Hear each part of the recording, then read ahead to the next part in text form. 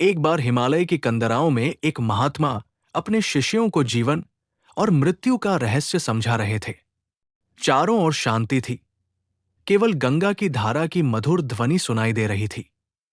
महात्मा बोले, वत्सो, मनुष्य जीवन बड़ा दुर्लभ है, परंतु इस संसार का सबसे बड़ा भ्रम क्या है जानते हो? मनुष्य सोचता है कि मृत्यु सब कुछ समाप्त कर देती है, परंतु शास्त्र कहते हैं मृत्यु अंत नहीं, केवल परिवर्तन है।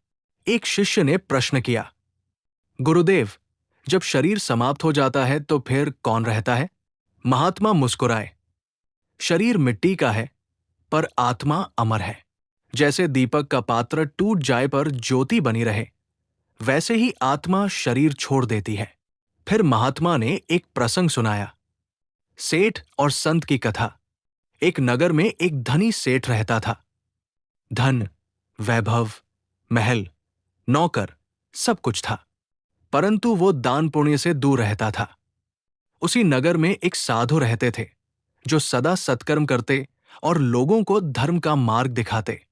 समय आया, दोनों की मृत्यु हो गई। गरुड़ पुराण के अनुसार दोनों की आत्माएं सूक्ष्म शरीर में यमदूतों के साथ चली।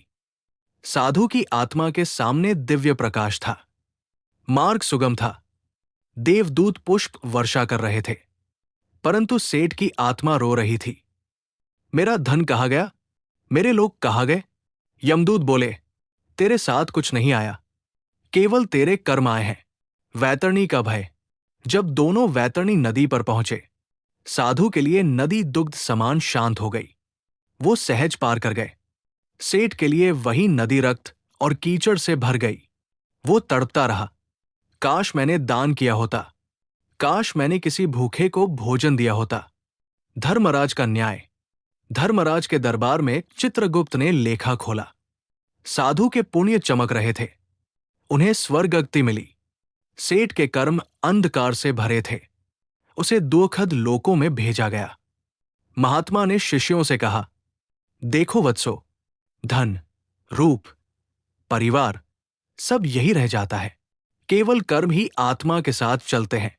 फिर उन्होंने गीता का श्लोक सुनाया, नैन छिन्दन्ति शस्त्राणि, और बोले, आत्मा अमर है, पर उसकी गति कर्मों से निर्धारित होती है।